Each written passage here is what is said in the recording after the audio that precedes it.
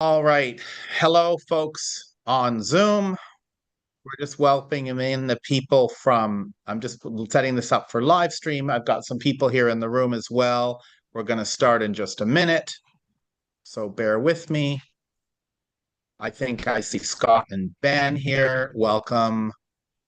Welcome, welcome. Let me make sure I have this set up. All right. And let's share and view. All right. Ben and Scott, can you see my screen that says protect your buyer?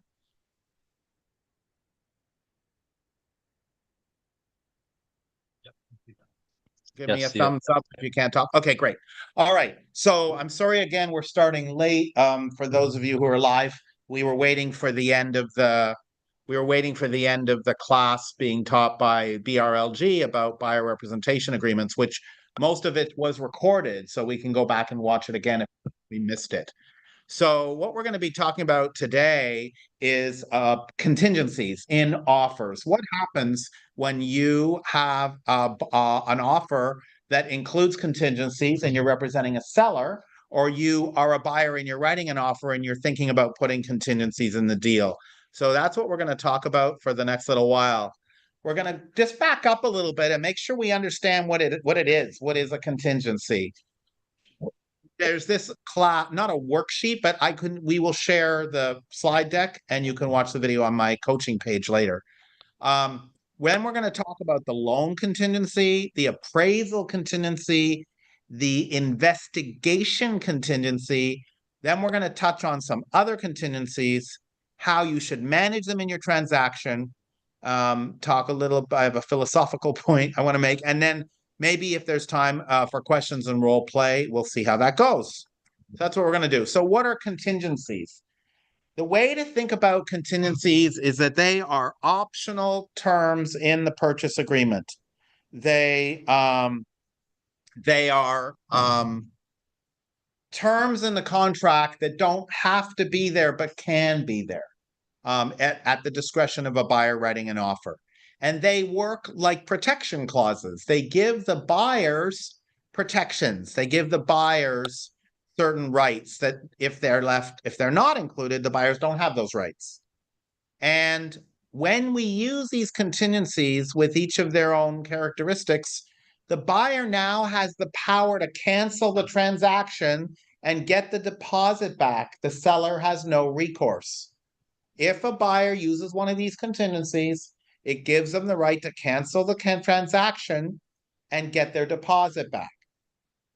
So you can see right away that if a buyer writes an offer without any contingencies, they are immediately limiting themselves. They are immediately putting themselves losing some of their power. Okay. So that's the basic idea of contingencies. I want to welcome the folks just joining us now. You haven't missed much. This is just the first slide. So first, we're going to talk about the loan contingency. Now, the way to think about the loan contingency is it is a right of the buyer for a specific number of days after ratification to secure their financing, to get their loan. Now, it is not directly related to the appraisal contingency or the appraisal of the house. That's a different matter. So what happens is when you get to the deadline day for the contingency, the buyer has certain options. The buyer has certain options. Before I go to that, does everybody know what ratification is? What's ratification? That you agreed to complete the contract. That's right. The time at which the contract is fully agreed to, including counteroffers. So when we think about specific number of days after ratification, we need to have a calendar and we need to count. What is day one? If we ratify a contract today, it's a Monday today, and we ratify today. Okay, if everyone on Zoom could mute themselves if they're not sharing with the group, that'd be great. If a buyer says they want 10 days for the contingency and they ratify today, Monday, what is day one for counting the 10 days? It is Tuesday, so long as Tuesday is a working day. Sorry, it is Tuesday. Regardless, it doesn't matter whether the day is a weekend day or a business day or anything. We start counting immediately the next day, not the day of ratification. Okay, good. So, what are the buyer's options for this loan contingency? They only have three. There's three choices. So if you're representing a buyer, you want to discuss these three choices with them. If you're representing the seller, you want to discuss these three choices with them so that your client knows what could happen. So the buyer gets to their day of deadline for the contingency. They can lift or waive or remove the contingency. All three terms, waive, lift, and removed, are used interchangeably in our business by agents. And what does that mean when they waive or lift the contingency? It means that they are actually, I think I'm going to go to it on the next slide. Let me just see. Yeah, yeah. If they waive or lift or remove the contingency, it means that they're good to go. They're telling the seller, we no longer need this protection. Okay, we are no longer going to keep the right to cancel according to that issue. So in the terms of a loan contingency, they are representing that the lender says the loan is good to go. Because remember, a pre-approval letter that goes with an offer is only a pre-approval letter. It isn't a full loan approval, which requires the file to go through an underwriting department and be reviewed very carefully. So when the buyer tells the seller by way of lifting the loan contingency, when the buyer removes the loan, our financing is secure. Money is not going to close us deal down. So that is the first option they have with that loan contingency. Now, the second option they have with the loan contingency is to cancel the contract. So let's suppose they get to the deadline date and the lender says, oh, I'm sorry, we can't lend you the money. We didn't know that you were in the middle of a lawsuit, or we didn't know that you lost your job last week. When we did the pre-approval, we didn't know that you were going to withdraw $50,000 from your bank account the day after we got into contract, and all kinds of things like that. So the buyer with the loan contingency retains the right to cancel the deal outright. And they get their deposit back. The seller has no right under the contract to say to the buyer, oh, you canceled with your loan contingency. I don't want to give you your deposit back. They can say it, but they have no contractual right to do it. They are obligated to return it by way of escrow, by the way. The seller doesn't hold on to the money. It's through the escrow account. Okay. Another option the buyer has, though, is to negotiate for more time. The buyer can go to the seller by way of their agent and say, hey, listen, we ran into a little problem with the loan, but we think we can fix it. And, I can give you my lender's number. You can talk to them yourself, my buyer's lender's number. And the lender just needs a few more time because we had trouble getting a document, maybe a verification of employment for the job they left or for the job they have, or maybe a spousal support statement, or maybe some other document is missing. And so the lender won't sign off. And if the lender won't sign off, the buyer can go to the seller and say, listen, we need a little more time, right? And in many cases, guys, that will be totally cool with the seller. As long as you're not impacting the closing time frame, many sellers will be fine with this, right? As long as they see forward momentum. So if you're kind of really, not communicative with the agent on the other side, if you're a buyer's agent and you're being very lack of communicative with the listing agent, not telling them what's going on and sort of creating this sort of black box of hidden information, then you're not building trust, and they are maybe go back to the seller and say, I don't know what's going on. Maybe we need to give them a notice to perform, right? But normally, especially if you're not threatening the closing time frame, sellers are okay with this sort of thing, negotiating for more time. All right, let's talk about the appraisal contingency. This is a right that gives the buyer for a specific number of days after the deal is ratified to secure an appraisal at or above the contract price. So let's say our buyer is in contract for $1 million and has a loan for 800,000, 20% down. His lender is going to require he get an appraisal. The lender who is putting up most of the money needs to have confidence that that the home is worth what the buyer is paying for it. That this price that the buyer and seller have agreed to is going to be okay for the lender. That's why lenders typically manage ordering of the appraisal and have companies that they contract with who do appraisals.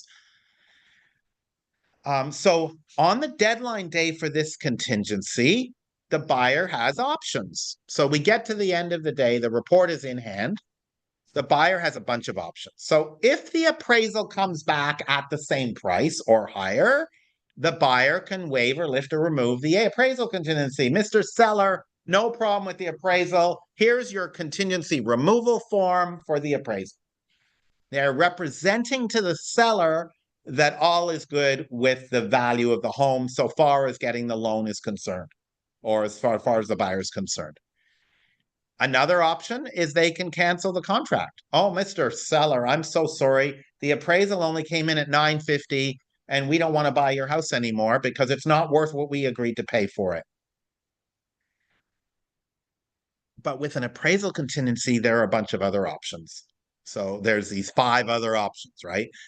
A buyer could negotiate with the seller and say, Mr. Seller, the appraisal came in 50,000 low.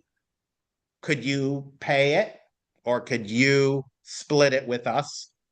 So you can say to the seller's agent, we want the seller to cover some of the difference, to make it so that the buyer can afford to buy the home at a lower appraised value. Why would a seller agree to this?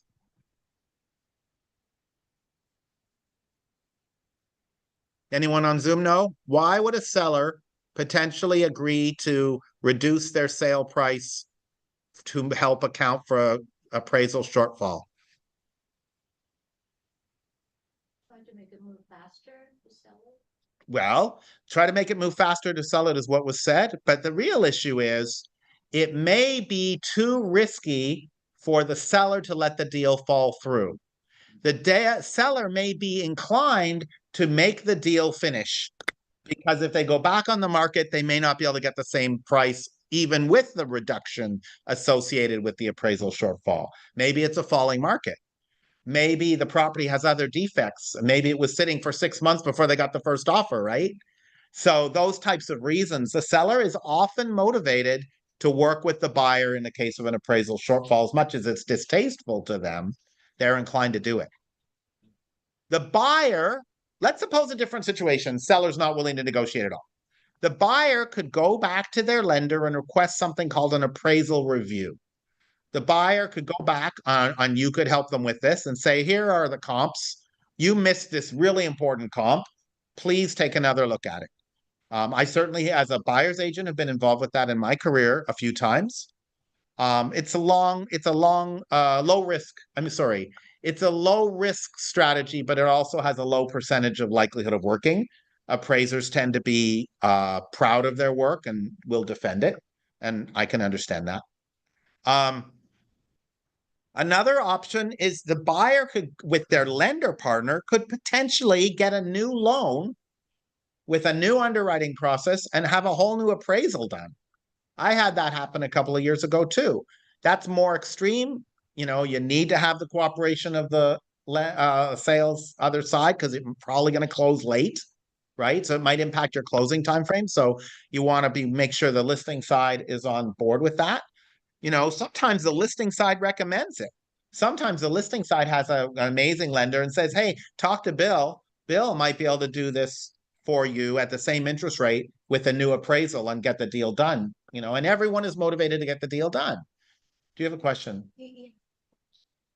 So if the buyer's requests a new appraisal, it will be done, it has to be done from another loan officer request, or even if it is the same officer, loan officer or mortgage officer, um, could it be done by another appraiser? Yeah, so the question is, does it have to be done by the same loan officer or even the same appraiser?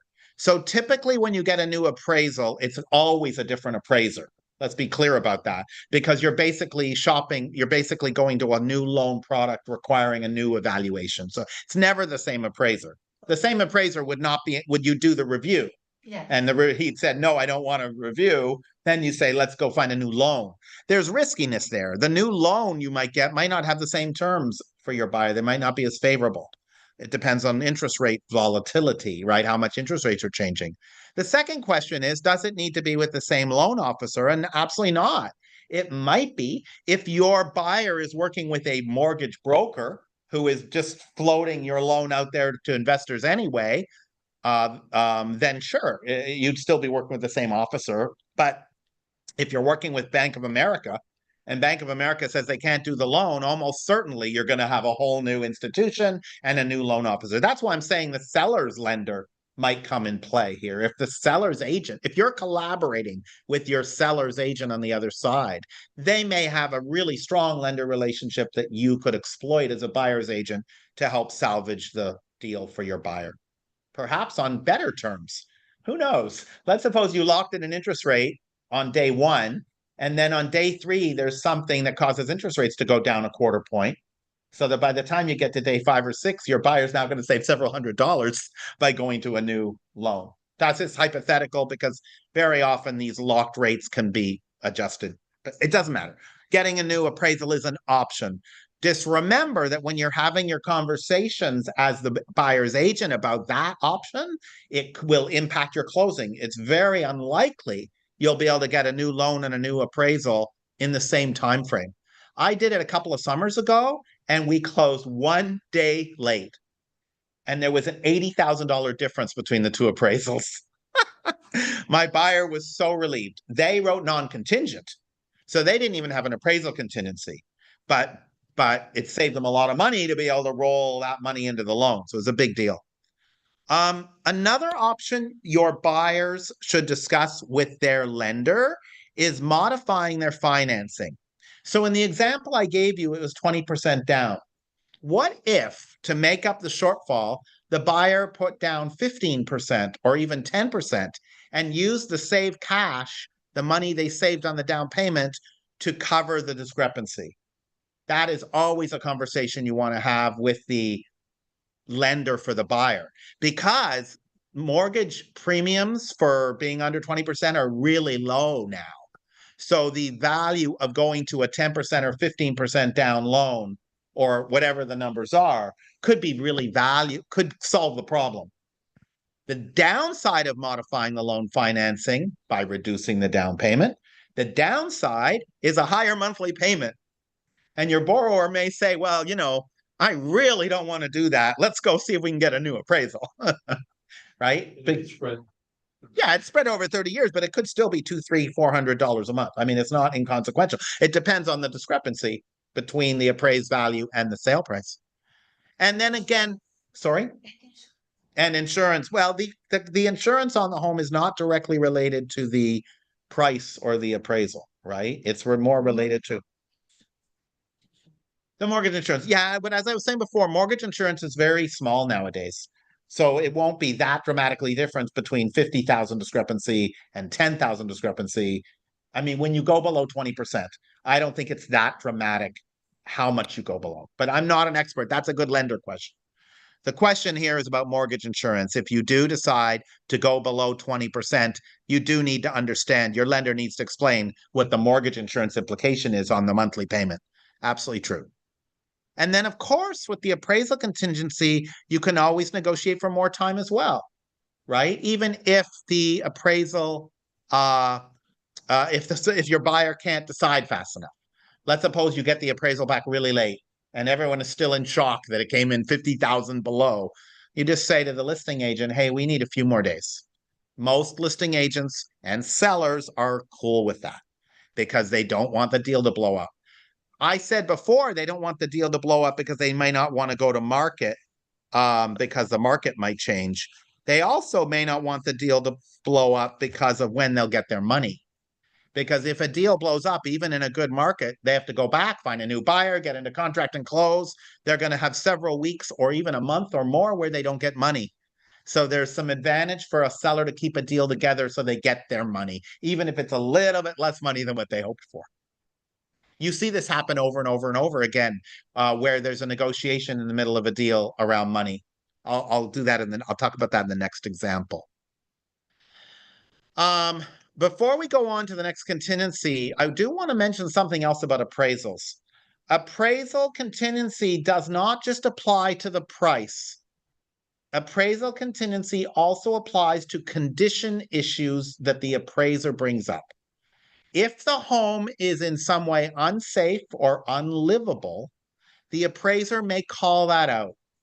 The appraiser may say, the home is worth X dollars once you fix the leaky roof, once you patch up the holes in the wall, right? And that creates a problem covered by the appraisal contingency that is a condition issue. And that happens too. So when we talk about lifting the appraisal contingency, we're talking about the whole issues raised by the appraiser, price and any shortfall in the property that they raise. Okay. All right. Let's talk about the investigation contingency. This is a really powerful right for the buyer that gives them the right for a specific number of days after ratification to research all aspects of the purchase. I said all here because this is a very broad right. Sorry, guys on YouTube. I'm trying to, excuse me, put you guys to the top of the screen instead of. One sec, guys. There we go. The appraisal contingency gives you the buyer the right to research all aspects of the property. Now, in common dialogue, we often use the word inspection contingency. I encourage you to avoid saying that. Don't use the word inspection contingency with your buyers because it limits their thinking about it. We want our buyers, and the sellers for that matter, to understand what this right is all about. And it really gives a buyer a broad range of abilities to research the property. It's not just the physical inspection or the pest inspection. What else is covered by an investigation contingency about the property? Neighborhoods, schools, yes. What about crime? What about crime stats? What about an energy efficiency of the property? What about natural hazard disclosures and things like that? So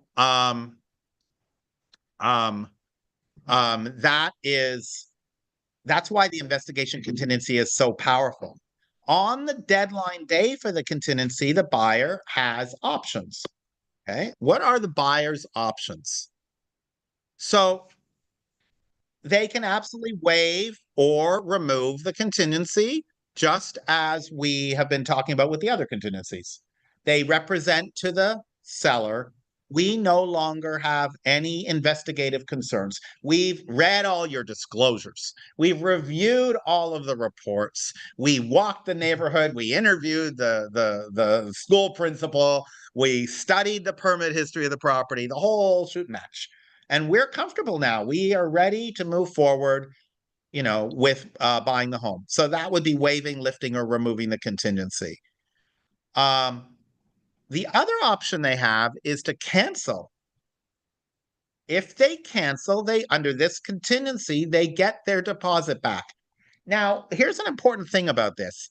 It doesn't matter why.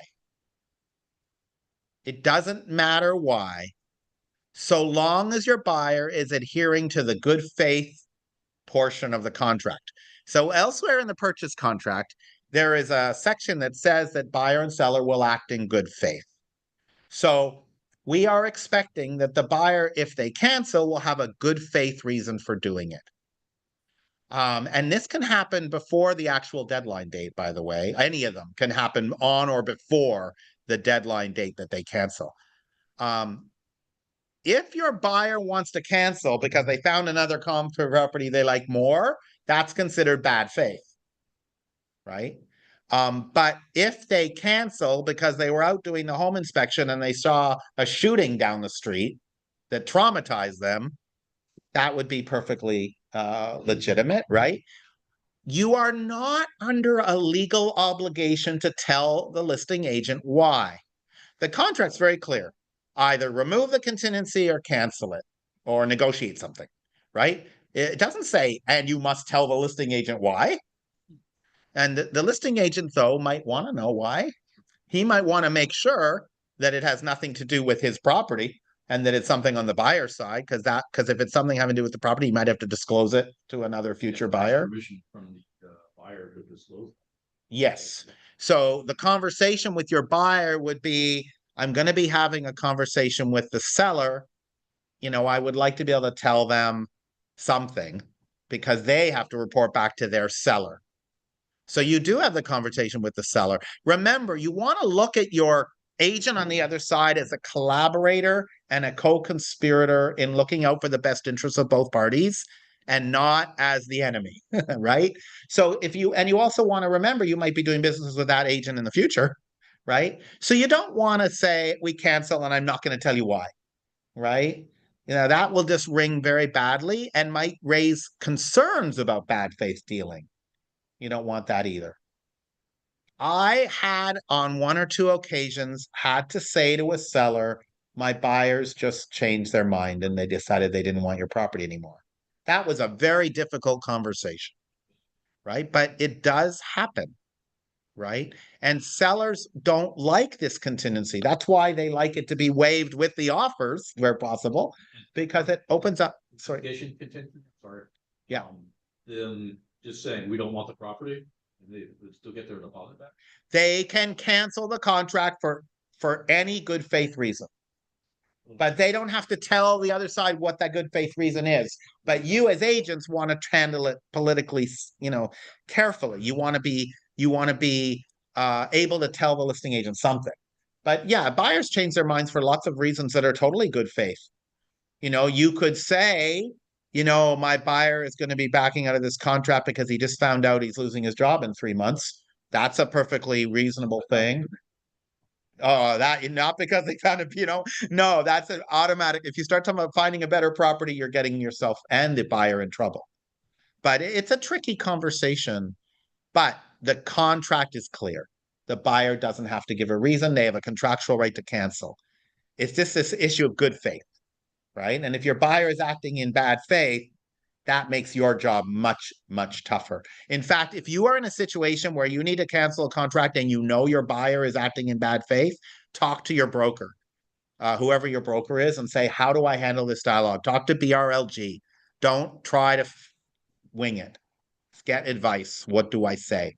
And they may simply say, put it all in writing. And according to this, give you a form paperwork. And anyway, they'll tell you what to do.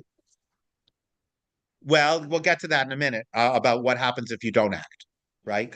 So the third thing about here is negotiate for more time. This happens all the time.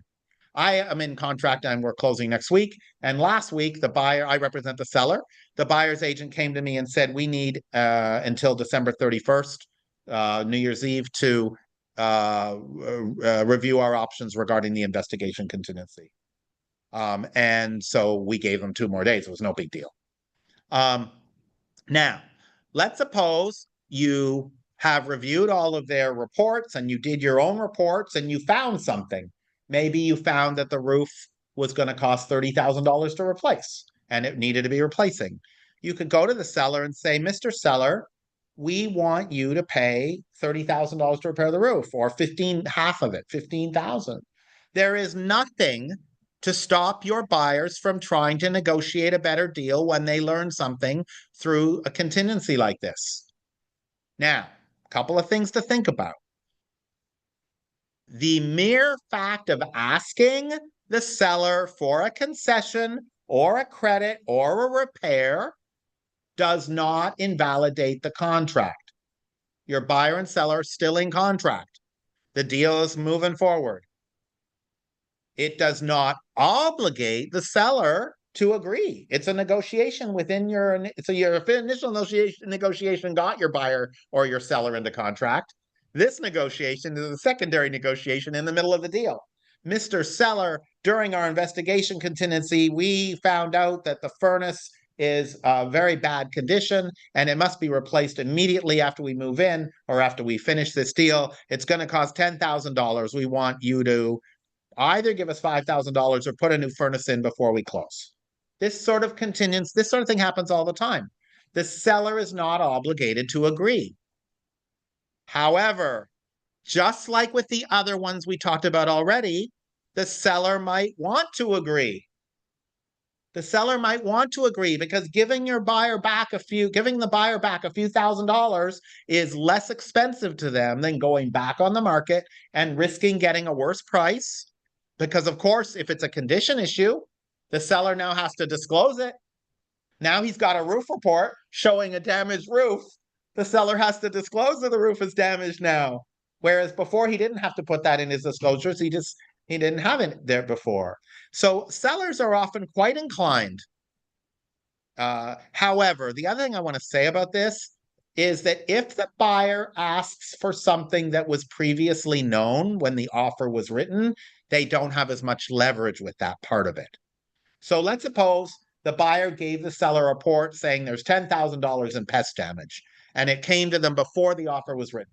And the buyer wrote the offer and didn't ask for anything about the pest report, but they did have an investigation contingency. And they brought out their own pest inspector, and their pest inspector said there's $10,000 worth of pest damage, just like the other one. They can't go to the seller and say, well, I mean, they can. They have less leverage to go to the seller and say, I want $10,000 for the pest work, because they already knew. That's a good faith issue. Now, I said they can still try, and there may be extenuating circumstances, I suppose. What I'm trying to get at about this is there's no danger ever in asking. The worst thing you can do is damage the trust in the relationship, because if they say no, you just keep going. A no doesn't mean the deal is over. A no just means there's no negotiation. Then the buyer has a choice to make. If there's no negotiation, do they move forward or do they cancel? You can see, though, that if you're representing a buyer and you don't have this investigation right in place, how much weaker they are. Your buyer is so much weaker in terms of their ability to manage things that come up during escrow that they weren't aware of, right? Look, for example, let's suppose they rely on the seller's pest report, but the seller pest report missed something. And they go do their own pest report and they find something of $5,000, $10,000 or more. Happens all the time. Or the home inspector missed something, right? So it's very dangerous to lift this contingency, but sellers expect it in a hot market. So I want to talk a little bit about, I don't know if it's here. Before I am going to come back to your question or the other question about what happens, what are the rights of the seller if the buyer doesn't take any action. But before I get to that, I want to talk about some other contingencies. So those are the big three: loan, appraisal, and investigations. But the contract also allows for a contingency on the sale of the buyer's property. It gives the buyer the right to for a specific number of days after the deal is accepted, to complete the sale of their own home. That is to say, Mr. Seller, we want to buy your house, but we need to finish selling ours first. On the deadline date for this contingency, the buyer gets to either say, good, I sold my home, no problem, I'm waiving the contingency. Sorry, I couldn't sell my home, I'm canceling the contract. Oh, Mr. Seller, we're closing on Friday, I need another week. That sort of thing here. And there are other contingencies too. Getting home insurance is a separate contingency. Review of seller documents, review of HOA documents. All of those are options that you can add into a contract to protect your buyer. It's not uncommon in a non-contingent offer with an HOA where the seller didn't provide the HOA docs to leave that as a solo contingency, HOA docs. And so you've waived everything. It makes your offer stronger, except for the documents that you don't have yet.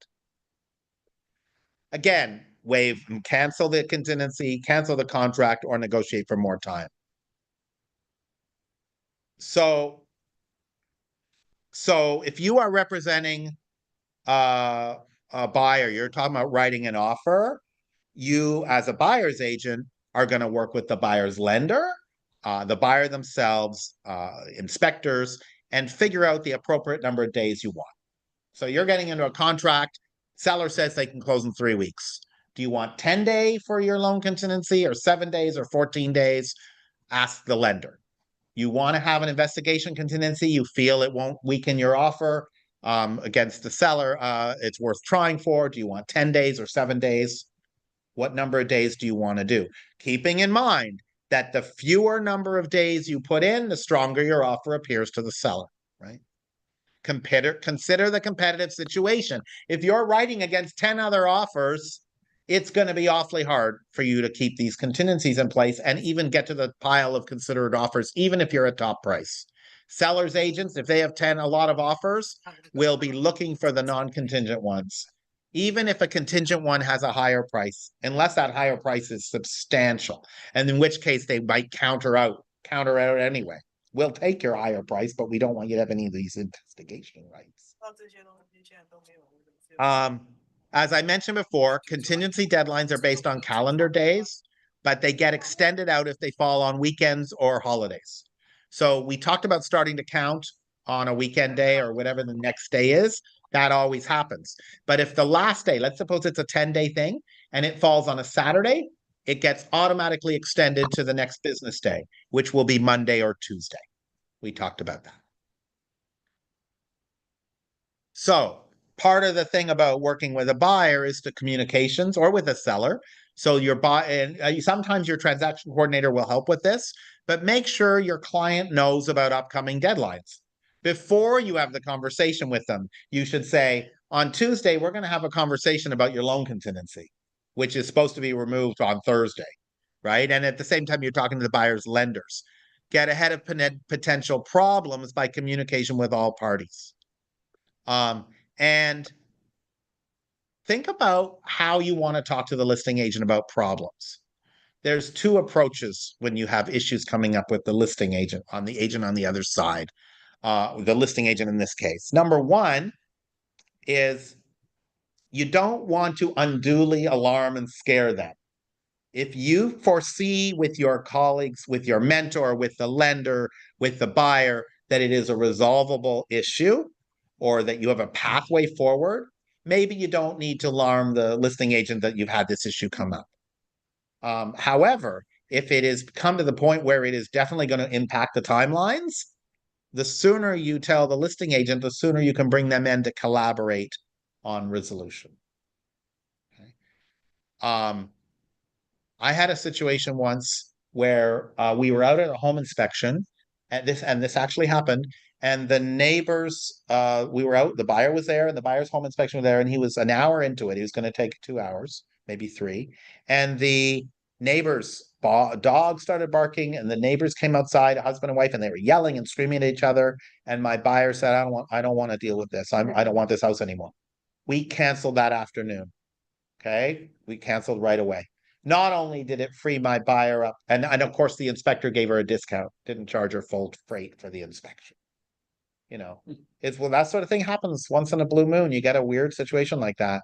And when it happened, by getting it closed up quickly, canceling, it freed up the buyer to get their deposit back and to get searching for other properties right away.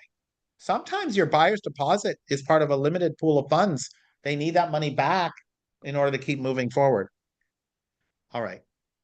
I want to touch on, because it was asked about, what happens if a buyer agent doesn't take action. So you're representing a seller and the buyer deadline comes up, and maybe you've been bugging them about the contingency deadline, or maybe you've been silent, but the deadline comes up and the buyer doesn't do anything.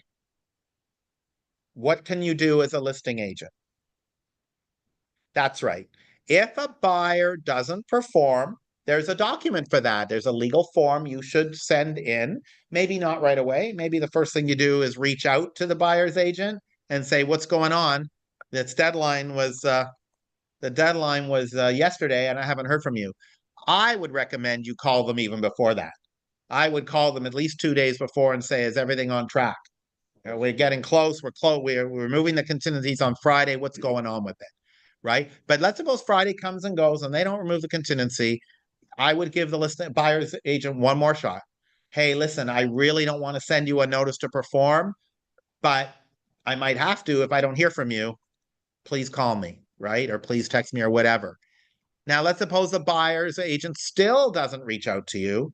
You can then issue a notice to perform. Mr. Buyer, you have 2 days to remove your contingency, or I will cancel this contract, or I reserve the right to cancel this contract after 2 days. If the seller cancels the deal using the notice to perform, does the buyer get their deposit back?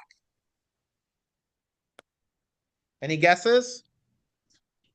If the seller uses a notice to perform and gives the buyer 2 days to do what they were supposed to do, and there's still no action, that creates the opportunity for the seller to arbitrarily cancel. Does the seller have to give the deposit back? Yes. Oh, they are. They are required to give the deposit back. If you look at the NOPA form, which I don't have here, but I'm going to put in a future version of this class, the NOPA form, notice of obligation for a buyer to perform, NBP. I say NOPA. NOPA's wrong. It's NBP. Notice to buyer to perform. If you look at that form, if the seller cancels under the rights given to them by that form, they are obligated to return the deposit. But it's still a powerful tool for the seller. It's dropping a bomb on the transaction. It creates a clicking time clock and allows the seller to get back to market. And then the escrow issues the return of the funds back to the buyer. There's only one circumstance where the seller can actually claim the deposit. And that is if the buyer doesn't close. If the buyer doesn't have any contingencies left and they don't close, they don't sign at escrow and close the deal, then the seller has a right to the deposit. Yeah. So I want everyone to remember that we are fiduciaries first and foremost. That means we have to look out for the best interest of our buyer. That may not be what we were hoping for, right? We're in contract. We see that check in the mirror in the ahead of us. We see that in 10 days, oh my goodness, we might get $10,000, $15,000 check, maybe more. But we got to sort of put that aside. If we're representing a buyer or a seller, what's in their best interests? If you're representing a seller and the buyer comes to you with an unreasonable request that you know if the seller accepts it, it'll keep the deal together. You can't be going to say to the seller, oh, we got to accept this crazy request because I want my commission. And if you're representing a buyer and the seller won't agree to a reasonable request, it's totally appropriate for you to say, let's move on. This deal wasn't meant to be. Think about it as if you were them. Okay? Think about it as if you were them. And that takes us back to the actual offer writing. You're writing an offer, and there are 3 other offers. Should you keep the contingencies in or not? As a fiduciary, you always want to have the contingencies in for your buyer. You want to give the buyer the most protection possible. So you always want them. But now it's kind of that gray zone. There's 3 other offers there. Somebody might be writing non-contingent. What is the quality of the seller disclosure package? If you go to my YouTube channel, I have a whole class on evaluating disclosure packages and what makes a good disclosure package versus a mediocre one. Let's suppose you have a really good disclosure package. It's got investigations and reports. Doesn't look like much is missing at all. The seller has a whole history of all the repairs they ever did, blah, blah, blah. And there's 3 other offers. Should you be advising your buyer to not include contingencies with their offer, especially the investigation contingency, or not? So as you think about that with your buyer, and every situation is different, the advice I want to share is never say to a buyer, ever, ever, ever, that they should remove the contingency. Avoid any language like that. It must be their decision. So what you want to say to them is, Mr. Buyer, here is the competitive scenario. Here is the risks out there of what might be in the other offers. Here's the protections we have in the contract that I desperately want you to be able to take advantage of. What would you like to do? And then they're going to ask you a hard question is like, what do you think I should do? What's your recommendation? Just don't make sure they understand. I would say something like, I can't decide for you about you giving up your rights. I always want you to have your rights. You have to weigh the risk. If you give up your rights, what are the potential outcomes? You might find after you waive your rights before the deal closes or after the deal closes that there's a crack in the foundation and you need to put $50,000 to $100,000 into the property. Are you willing to take that risk? You might find after you close escrow or during escrow that there is a neighborhood situation that you might have discovered by knocking on doors of neighbors during escrow that with a buyer's investigation contingency you could have covered. You might lose your job. And if you don't have a loan contingency, you're in trouble because you still have to buy the house if you don't have a loan contingency. So your deposit is in play. We don't care about $20,000. That's no big deal. Okay, go non-contingent. Give up the deposit if you cancel. So it's a tough conversation, but never be the one that makes the decision for them, ever. And how do we avoid it? By using the non-contingent offer advisory form. This is another one of these legal forms. This is one that is in the in zip forms. And it's called the NCOA or non-contingent offer advisory form. This is a great form, guys. This has the whole conversation for you, right? And gives you the opportunity to make your buyer put in writing that they are willing to take the risk. Okay? There have been lawsuits about this where the buyer after the fact says, oh, my agent told me to write non-contingent. It's their fault that I didn't know about whatever. And it's costing me $50,000. It's the agent's fault. This form helps with that. You're in court, you're going to a discovery and a legal proceeding. You bring this out that they signed, maybe you even have them initial the section that was the biggest part of the dispute. Now you are going to have better likelihood of being successful with defending yourself. Yes.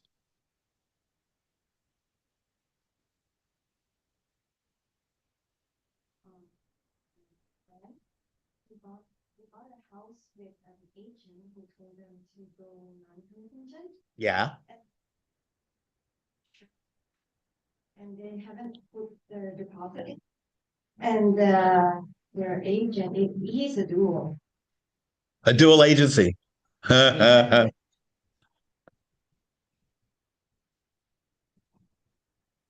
Trouble and they will sue you. It will cost you more money. Is that true? Potentially. So there's a couple issues. So for those of you on Zoom or on YouTube who didn't hear the question, the person in the room, what's your name? Karina brought up a situation where an agent representing seller and buyer advised the buyers to write non-contingent, and also and when they didn't put their deposit, weren't willing to put their deposit in, he threatened that they could face all kinds of lawsuit.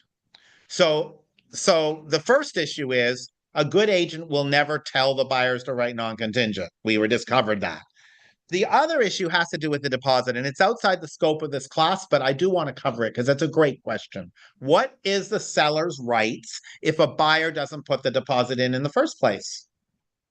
It is true that the buyer's obligation to put in the deposit is a term of the contract, and they are breaking the contract by not putting it in.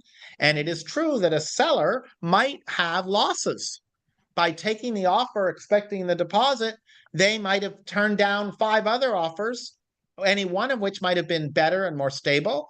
Now they have to go back on the market and all that stuff. So the seller has indeed suffered a loss, or at least a potential loss.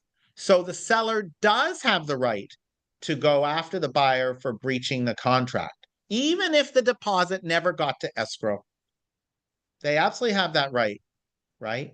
However, in your example with the dual agent who told them to write non-contingent, that makes it messier. But that's a legal matter. Well, none of that matters.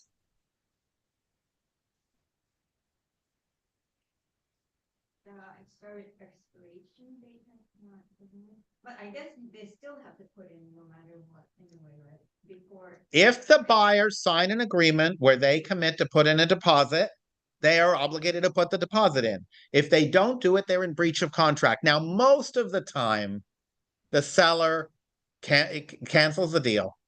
The deal gets canceled, they go back on the market. It's usually only 2 or 3 days. Many sellers are more anxious to get back on market than go into a long legal fight, right? They are absolutely putting themselves at risk by not putting a deposit in. Absolutely. It doesn't matter that it hasn't arrived at escrow, they're still obligated to put it in. Yeah, I mean, in terms of the damage to the seller, yes.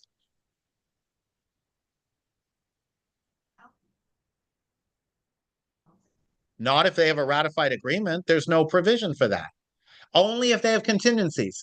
So let's suppose they put in a deal where they have a 10-day investigation contingency and a 3 days to get the deposit in. On day 2, they decide they want to walk away on their investigation contingency. That's okay. Because the deposit wasn't due for another day. The standard in the contract is 3 days for the deposit and 17 days, I think, for investigations. Might be 21, whatever it is. So there's a timeline issue there too. But if the buyer waived all their contingencies, they don't have that right to cancel and get the contract does not provide the buyer many rights to cancel and get the deposit back, except through the contingencies. So Depends on the days in the contract. The contract default is 3 days. But we're talking about the seller. You're talking about the seller canceling. The buyer can't cancel by saying, I didn't want to put the deposit in. If the buyer doesn't put in the deposit, they're in breach of contract. The buyer has a duty to put the money into deposit. It's not a right. It's not a right. I'm going to cancel. I'm going to change my mind on day 2. I don't want to put the deposit in. That's a breach of contract. But if they have an investigation contingency, they can say, I'm not going to bother. I'm just going to cancel under my investigation right, which is another reason why you want to keep the investigation contingency in place. All right, so we've covered a lot about this stuff, what the contingencies are, how they work, how you manage them in an escrow, and we've talked a little bit about the seller's rights around notices to perform. We didn't talk much about the buyer's notice to perform right. The buyer has a right to compel the seller to perform. What would be a case of seller performance where the buyer might want to issue a document to the seller saying you've got to perform? The repairs they negotiated. Repairs that are negotiated that weren't done? Yes. What about giving them documents?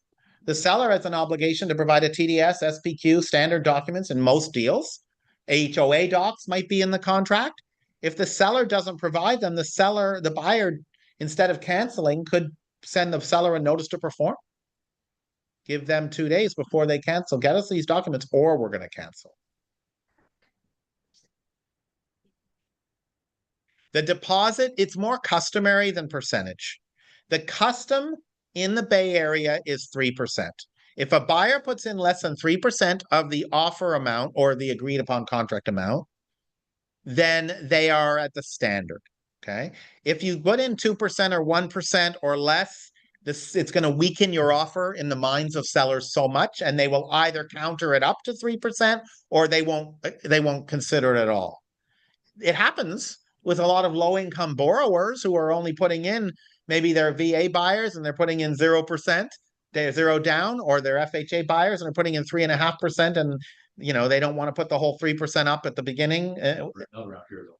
But it's tough in the Bay Area. 3% is the default, but I've seen it happen. Yeah. Yeah. Now, the big issue with deposits is should you keep the default number of days? The contract default is 3 days to get the money over to the escrow company, or at least to initiate, to get some money over to the escrow company, which you specify how. I'm going to deliver a check, I'm going to deliver a money order, or have you pick it up, or I'm going to wire money, right? Those are the 3 main ways, right? So what if you said change the contract default from 3 days to 1 day? That makes your offer much stronger. Has to be a business day. So if I was writing an offer on a Friday of a long weekend, I would say 1 business day for sure. And so my buyer gets it there by Tuesday. Because otherwise the seller isn't going to get the deposit till Thursday, which is 6 days later if you have a long weekend. So that's a powerful tool for a buyer's agent, is to reduce the number of days for the deposit delivery, right? The other thing that's important for buyer's agents is to put in the contract how it's going to be delivered and have the conversation with your buyer beforehand. So the buyer knows, I need to write a check, or I need to do a wire transfer, or I need to do a money order, whatever it is. No suitcases full of cash, guys. It has to be documentable, sourceable money. Anyway, does anyone on Zoom have any questions? No? Okay, anyone in the room, any other questions? Because that was what that was what I wanted to cover today. Pretty clear. Okay, well, thank you all for being here to talk about contingencies. This class is going to be on my YouTube channel. In fact, it's already there. And it'll be on YouTube. Do you have the link to my YouTube channel? I'll share it with you in a second. In fact, I'm going to share it in Zoom now. If you want to watch this on YouTube, I need to share the link. Let me see here. Let's just stop sharing. Oh, wait, one more thing, guys. If you want a copy of this presentation slides, just take a picture of this QR code. By taking a picture of the QR code, you can get a copy of the slides that we discussed today. There's a short questionnaire. It's a Google form, a short questionnaire, and then you get those slide decks that I just did. You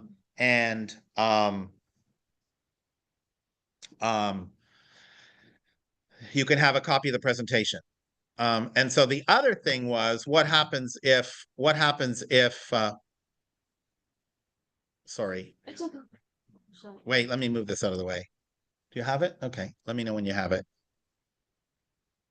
All right, you got it? Oh, not yet.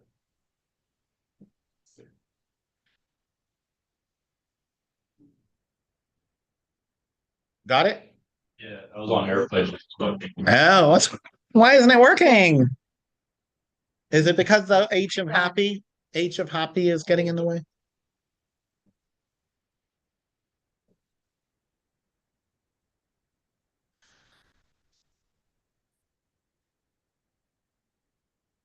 If this doesn't work, you can always email me.